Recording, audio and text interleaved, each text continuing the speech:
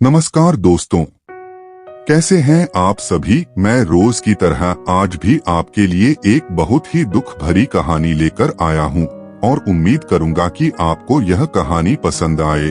दोस्तों, कहानी का शीर्षक है कलयुग के बेटे की कहानी। दोस्तों, कहानी को आखिरी तक जरूर सुनकर आपको पूरी कहानी का मतलब समझ आ जाएगा और कहानी के अंत में एक प्रश्न पूछा जाएगा जिसका उत्तर आपको कमेंट में बताना है। तो चलिए इस कहानी को शुरू करते हैं।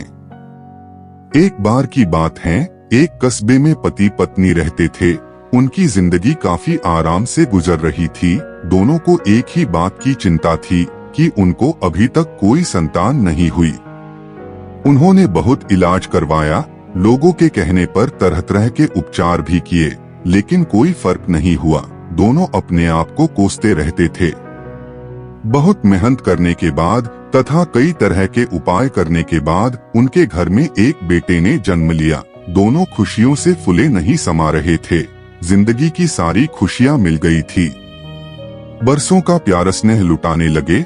उनकी आखिरी उम्मीद अब जाकर पूरी हुई। दोनों को बुढ़ापे का सहारा मिल गया था। बच्चा बड़ा हुआ, समय बीतता गया और उसकी पढ़ाई लिखाई पूरी होने वाली थी।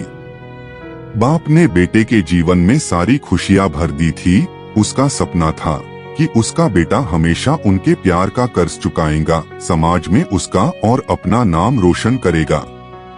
बुढ़ापे में उन्हें किसी बात का दुख नहीं देगा। बेटे की पढ़ाई पूरी हो गई और एक कंपनी में अच्छी नौकरी मिल गई और पिता ने एक अच्छी सी लड़की देखकर उसकी बड़ी धूमधाम से उसकी शादी भी कर दी।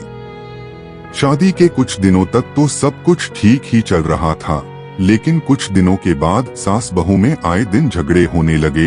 दोनों के बीच काफी दूरियां होने लगी, जिसका प्रभाव सीधा उनके माँ बाप पर पड़ता था। शादी होने के बाद बेटा भी अपनी पत्नी की तरफ हो गया। दोनों की एक ही चाल थी। माँ को बहुत टेंशन होने लगी, काफी कमजोर भी हो गई। टेंशन के चलते हुए उसे कई सारी बीमारियों का सामना भी करना पड़ रहा था और एक दिन किसी भयंकर बीमारी के कारण वह उन सभी को छोड़कर चल बसी। पत्नी की रास्ते से एक कांटा तो जा चुका था, अब एक और बचा हुआ था, उसका ससुर, जिसे भी अपने रास्ते से मिटाना चाहती थी। रोज अपने पति से अपने ससुर की शिकायत करने लगी और किसी तरह उसे भी दूर करना चाहती थी।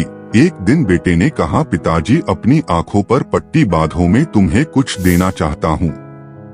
उनकी आंखों पर पट्टी बांधी और उन्हें ले जाकर किसी नदी के पास जाकर उन्हें नाव में बिठाकर बहुत दूर छोड़ आया। पिता ने पट्टी खोली तो उसे पता ही नहीं था कि वह कहाँ है और फिर भी वह उसके बेटे के बारे में सोच रहा था कि न जाने किस हाल में होगा मेरा बेटा।